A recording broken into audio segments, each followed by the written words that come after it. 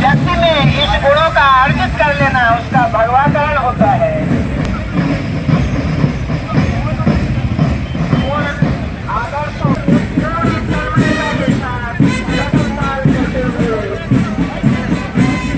गौरवशाली राष्ट्र बनाने के उद्देश्य को अंतर्निहित किए हुए आगे बढ़ रहे हैं। बहुत ही सुंदरतम दृश्य, अद्भुत स्वयंसेवक वर्ग पूरे तत्काल के साथ आगे बढ़ते हुए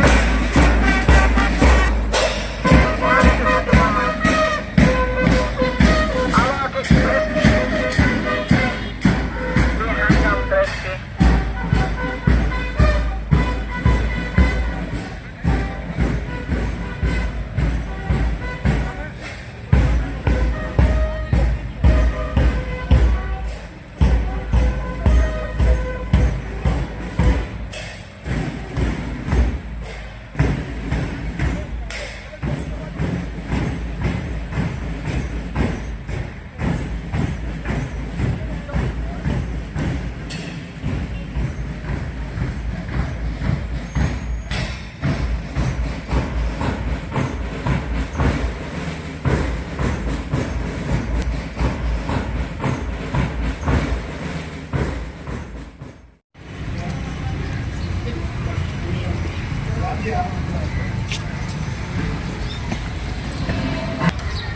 विजय प्रणाम।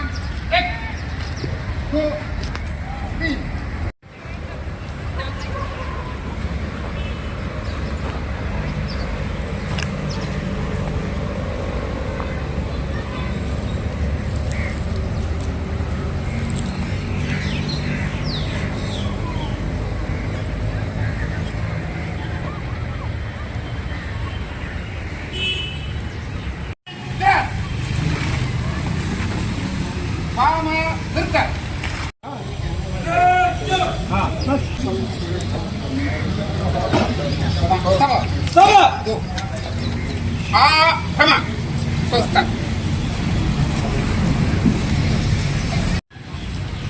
नमस्ते।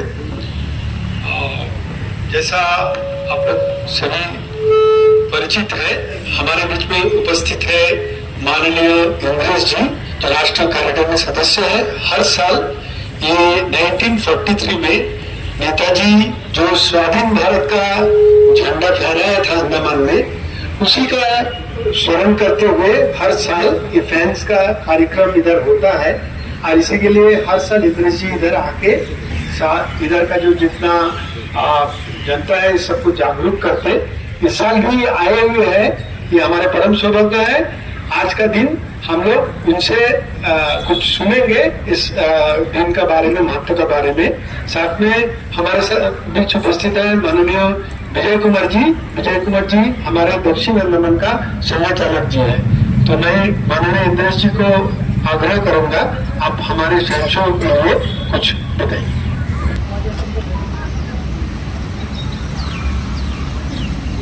आज राष्ट्रीय स्वयंसेवक संघ के रूप में के समापन के एक साथ है। पथ संचलन प्राय देश भर में विजयादशमी के पावन पर्व पर आयोजित किए जाते हैं। देश में एक प्राचीन परंपरा चली आ रही है। इस दिन अपनी सीमाओं का विस्तार करना और अपनी सीमाओं की सुरक्षा के लिए समाज ने एकजुट होकर काम करना, यह भाव जागृत हो, जो कि कहते हैं offence is the best defence. अगर हम रक्षा करेंगे तो रिट्रीट करेंगे, अगर हम ऑफेंस करेंगे तो रिट्रीट नहीं करेंगे, कुछ ना कुछ आगे बढ़ेंगे। यह विश्व में विस्तार के लिए और विजय के लिए सूत्र है। इसलिए जो ये देश का गुण था, राष्ट्रीय स्वयंसेवक संघ ने विजयदशमी के उत्सव में अपने कार्यक्रमों में जोड़ा कि सभाएं भी करेंगे, शक्ति का प्रदर्शन भी करेंगे और शक्ति का संचय भी करेंगे। और शक्ति किसी पर हिंसा करने की नहीं है, शक्ति अपनी रक्षा करने के लिए और विकास करने के लिए। विकास वाली शक्ति को ऊर्जा कहते हैं, रक्षा करने वाली शक्ति को शक्ति कहते हैं। अंडमान निकोबार ने इस वर्ष 30 दिसंबर को चुना कि पथ संचलन का कार्यक्रम करेंगे। 30 दिसंबर का इतिहास बहुत उपयोगी इतिहास है। आज भारत के प्रधानमंत्री श्री नरेंद्र मोदी जी ने भी 30 दिसंबर को याद किया, क्योंकि उन्होंने अपने पूज्य माता जी के मुखाग्नि के पश्चात ये तय किया कि देश में जो भी उनके कार्यक्रम हैं उनमें वो प्रत्यक्ष तो सम्मिलित नहीं होंगे, परंतु वर्चुअल ऑनलाइन वो सब में उपस्थित रहेंगे। आज बंगाल प्रदेश को 8,000 करोड़ रुपए की योजनाओं का उन्होंने लोकार्पण करते हुए कहा, जो मैंने दिन में भाषण में सुना। 30 दिसंबर एक महत्वपूर्ण तिथि है और इस दिन नेताजी सुभाष चंद्र बोस ने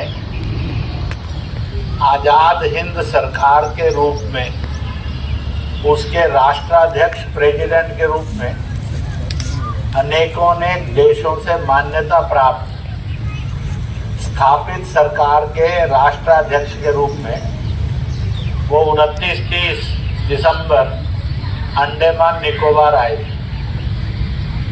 अंग्रेजों से जापान ने इसको छीन लिया था और जापान हिंदुस्तान की आज़ादी का समर्थक था, इसलिए जापान ने यह द्वीप समूह नेताजी को समर्पित कर दिया था।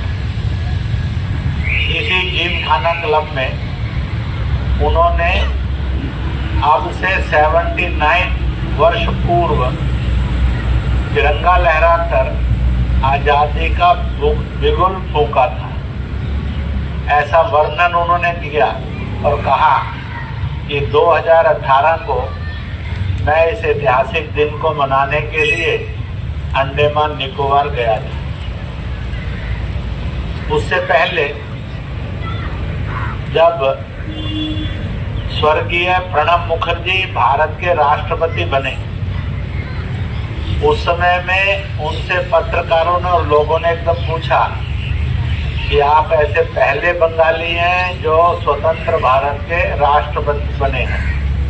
तब उन्होंने कहा था, नहीं, मैं पहला नहीं हूँ। अखंड भारत के और स्वतंत्र भारत के पहले राष्ट्राध्यक्ष भी बंगाली थे और वह नेताजी सुभाष चंद्र बोस थे। इतिहास का ये एक सत्य भी है कि भारत की स्वतंत्रता का शुभारंभ अंडमान निकोबार को अंग्रेजों से मुक्त करवाने पर शुरू हुआ। इसलिए it is the first part of the nation जो अंग्रेजों के अत्याचार से मुक्त हुआ, पर मुक्त 2-3 वर्ष ही रहा। सन 44 के अंदर अकस्मात एक वैश्विक षड्यंत्र रचा गया। नेताजी जिस प्लेन से फ्लाई किया उन्होंने, उसको घोषित किया गया कि वो गायब हो गया है। फिर बताया कि रूस में वो दुर्घटनाग्रस्त मलबा मिला। फिर बताया गया कि नेताजी उसमें मारे गए। परंतु विश्व आज भी ये मानता है वो दुर्घटना हुई, परंतु नेताजी उसमें मृत्यु को प्राप्त नहीं हुए थे। उनकी मृत्यु फिर कभी बाद में हुई और ऐसे प्रमाण भी मिलते रहे हैं कि नेताजी कुछ जगह दिखाई दिए। परंतु वो सत्य तो आज तक सामने नहीं आया और इसलिए फिर सन 44 में अंडमान निकोबार अगेन अंग्रेजों का गुलाम हो गए। फिर जब सारा हिंदुस्तान का विभाजन हुआ और आज़ादी मिली तब अंडमान निकोबार फिर से आज़ाद हुआ। ये 3 वर्ष ये अंग्रेजों से मुक्त रहा। उससे पूर्व अंग्रेजों के अत्याचार में था, उसके बाद भी वो अंग्रेजों के अत्याचार में रहा। और यहाँ पर हिरोशिमा और नागासाकी पर जब जापान के 2 शहरों पर अमेरिका ब्रिटेन ने बम्बार्डमेंट की थी एटॉमिक बम की, उसके बाद से जापान ब्रिटिश हुकूमत के यूरोपियन हुकूमत के बहुत विरुद्ध था। वैसे भी एशिया के मैक्सिमम देश उस समय ब्रिटेन के अधीन थे, सभी आज़ादी की लड़ाई लड़ रहे थे। भारत उसमें सबसे अग्रणी था और जापान उसमें सबसे शक्तिशाली था।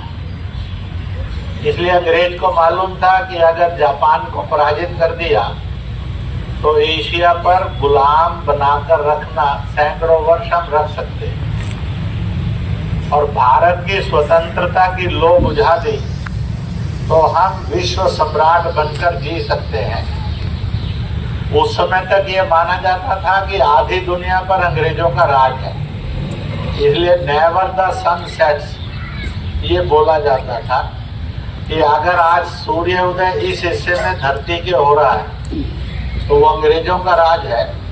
फिर वो यहाँ अस्त होकर दूसरी तरफ सूर्योदय होता था तो वहाँ पर भी कई जगह अंग्रेजों का राज था।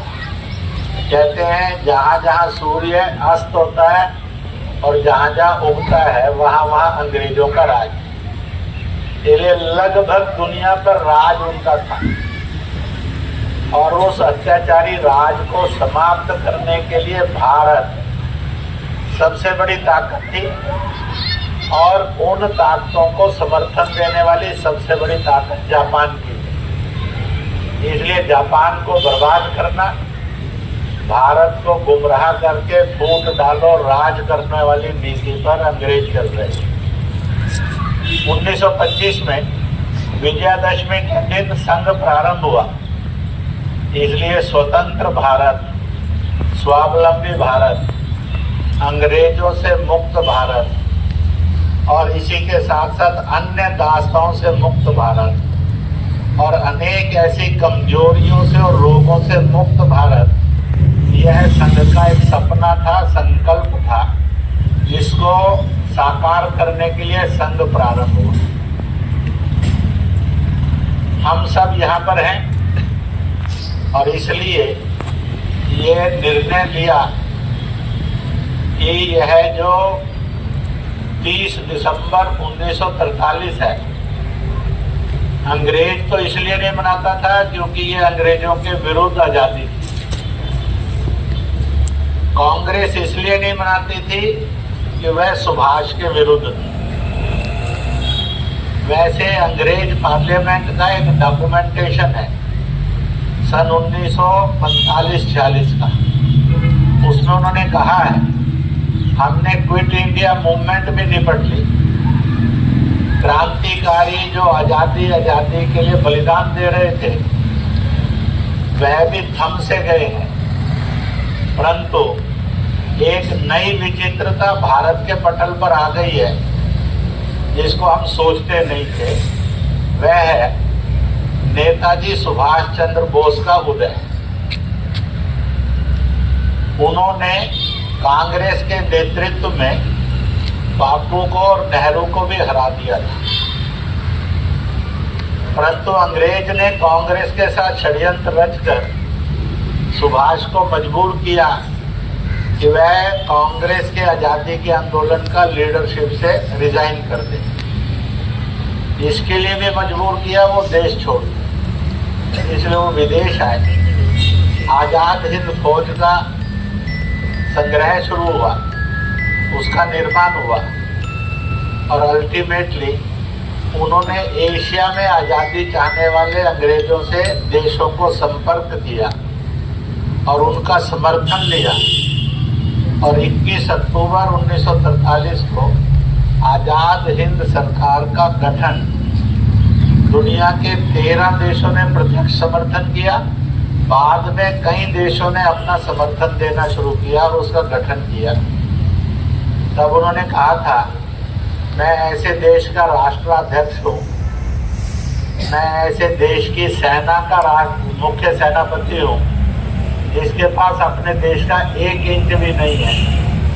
तब जापान ने उनको कहा था, हमने जो अंडमान निकोबार जीता है ये हमारा नहीं है, ये भारत का है, इसलिए हम आपको गिफ्ट देते हैं, इसलिए आप अपनी भूमि अब 1 इंच है नहीं कहिए, अब आपको सैकड़ों हजारों वर्ग किलोमीटर हमने आपको भारत सौंप दिया है, आप अपना अभियान यहाँ से चलाइए।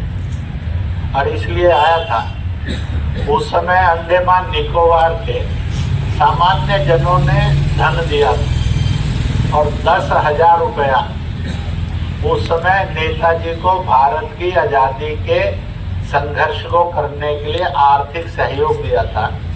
1943 का 10,000 आज 10 करोड़ रुपए की कीमत बनती है। आज की वैल्यूएशन करेंगे तो 10 करोड़ से कम नहीं बनता है। इतना बड़ा धन संग्रह है आज़ाद हिंद सरकार और आज़ाद हिंद फौज के लिए पहला अंडमान निकोबार ने किया। इसलिए ऐसे अंडमान निकोबार को देश ने सैल्यूट करना चाहिए, दुनिया ने इससे सबक लेना चाहिए। इस प्रकार का वो दिन था और ऐसे ये सब चला। और इस दिन को कांग्रेस ने भी डस्टबिन में डाल दिया था। तो 12-13 वर्ष पूर्व जब मैं संघ के प्रवास से आया और डिगलीपुर तक गया था, उस समय ध्यान में है कि इस दिन को जो बहुत गौरवशाली है, इसको मनाना चाहिए। जब इसको मनाना प्रारंभ किया तो अकस्मात भारत के प्रधानमंत्री को ये लगा कि इसका फ्लैग पॉइंट रहेगा तो पोर्ट ब्लेयर में, तो निकट समुद्र के किनारे पर बनाया जाए। और ये 2018 में नया फ्लैग पॉइंट बना।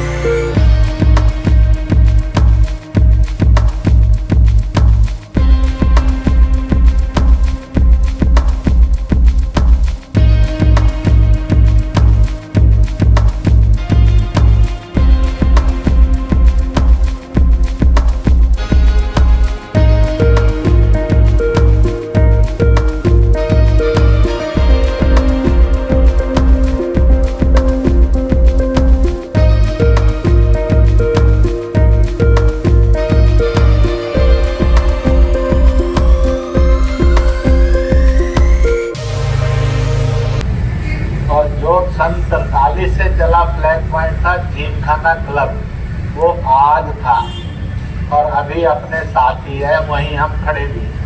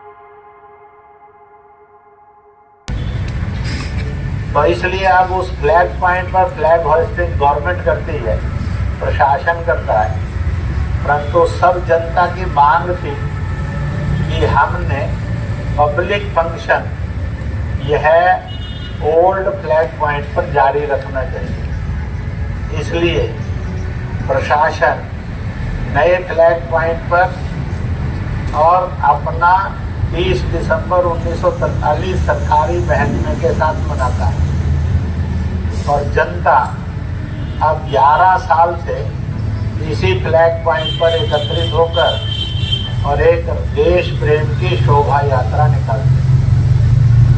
तो भाग्य से आज 2 कार्यक्रम हो गए। एक शोभा यात्रा सामाजिक वेश में हो गई, एक शोभा यात्रा अनुशासित यूनिफॉर्म में हो गई। एक शोभा यात्रा देश प्रेम का संदेश दे रही थी, एक पथ संचलन, एकता, अखंडता, समाज सेवा, मिलकर चलना, कदम से कदम मिलाकर चलना, कंधे से कंधा मिलाकर चलना, हाथ से हाथ जोड़कर चलना। United we stand, divided we fall.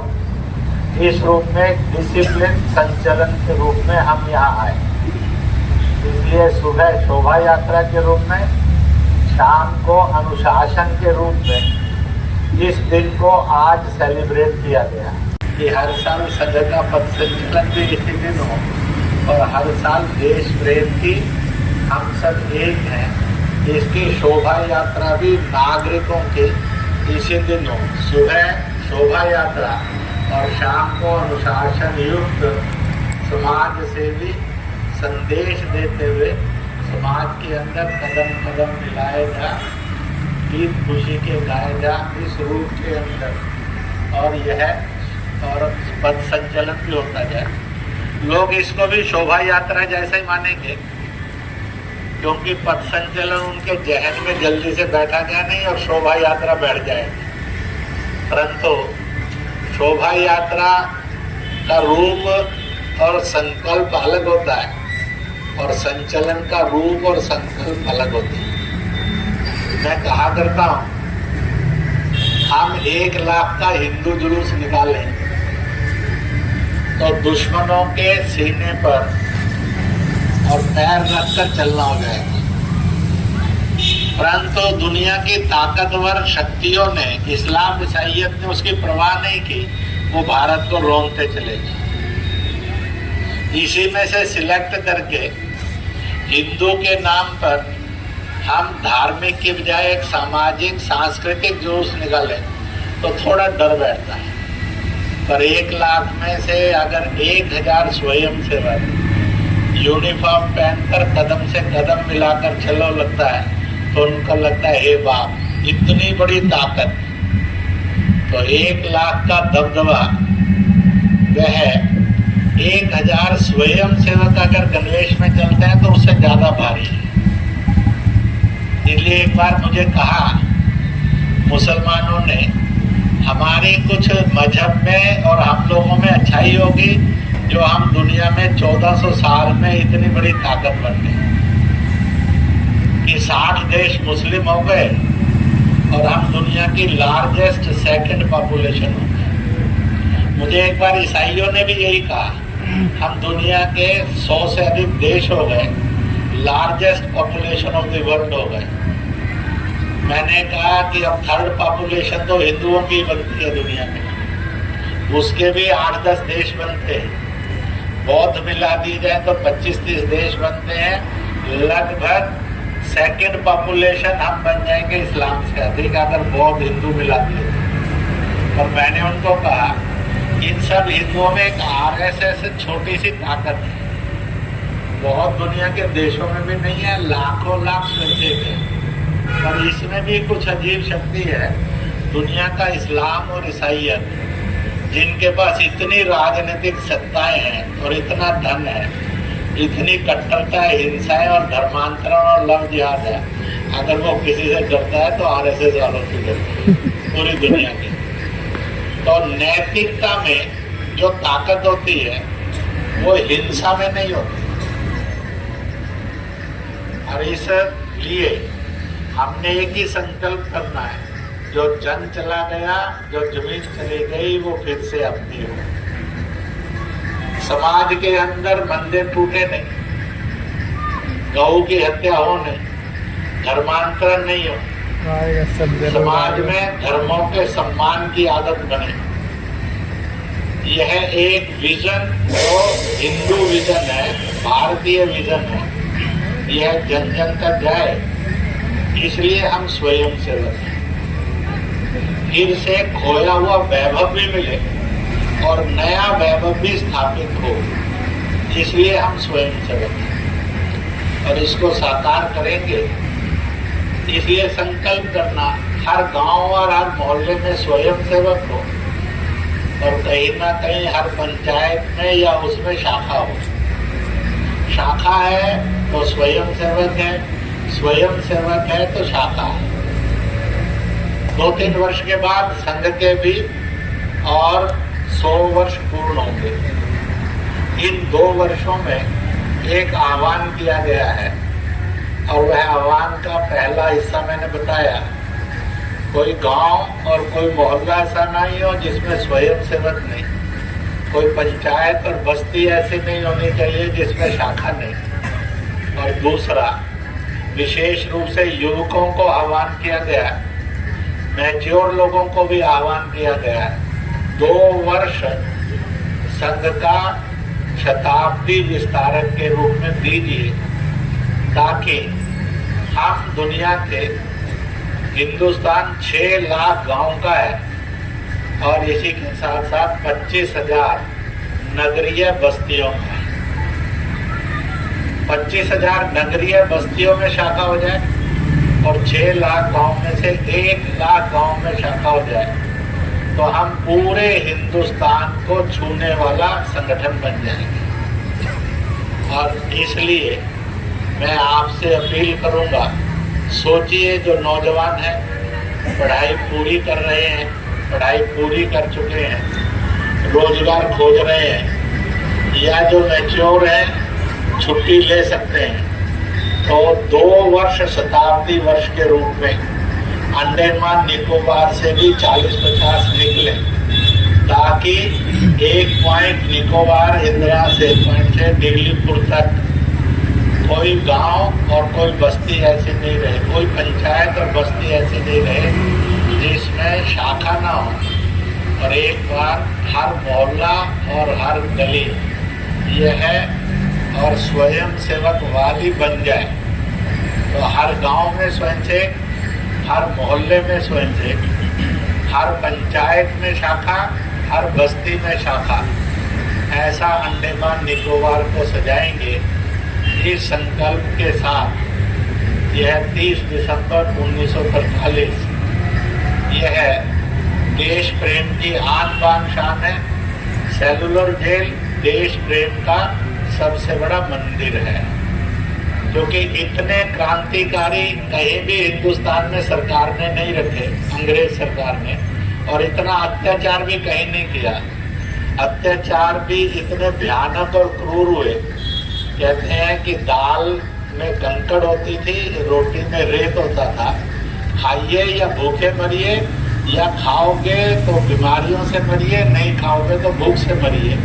केवल मौत ही जिसके खाने पीने में थी, ना खाने में भी जिसके मौत थी। ऐसे अत्याचार हिंदुस्तान के किसी और जेल में नहीं हुए जो सेलुलर जेल में हुए। इसलिए देश प्रेम का अद्वितीय मंदिर, इसलिए कहा गया है कि जन्मभूमि, उसका कार्य और बलिदान स्वर्ग से भी महान है। इसलिए अंडमान निकोबार स्वर्ग से महान है, ऐसे देश प्रेम के मंदिर का स्थल है। इन्हीं शब्दों के साथ मैं अंत में यही कहूँगा, प्रण लेकर, संकल्प लेकर आगे बढ़ें। समय और परिस्थितियाँ प्रतीक्षा कर रही है। हम रुके, कमजोर पड़े, उदासीन हुए तो समय भी हमें माफ नहीं करेगा। वो कहेगा कि हे स्वयं सेवकों, हे संघ वालों, भगवान कहेगा हमने तो मौका दिया था और तुम चूक गए। तो मौका दिया है, हम चूकेंगे नहीं, उसको एक्सेप्ट करके निश्चित रूप से उसमें से विजय की ओर बढ़ेगी। इन्हीं शब्दों के साथ मैं आप सबके मंगल की कामना करता हूँ।